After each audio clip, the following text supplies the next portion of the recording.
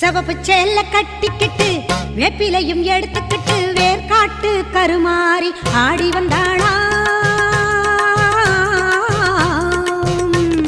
சிவப்பு சேல கட்டிக்கிட்டு வேப்பிலையும் எடுத்துக்கிட்டு வேர்காட்டு கருமாறி ஆடி வந்தாளாம். அவள் விருப்புடனே தொழுபவரின் வினைகளையே ஓட வைத்து பொறுப்புடனே நம்மை காக்க ஆடி வந்தாளாம். மாரியம்மா கருமாரியம்மா, மாரியம்மா கருமாரியம்மா.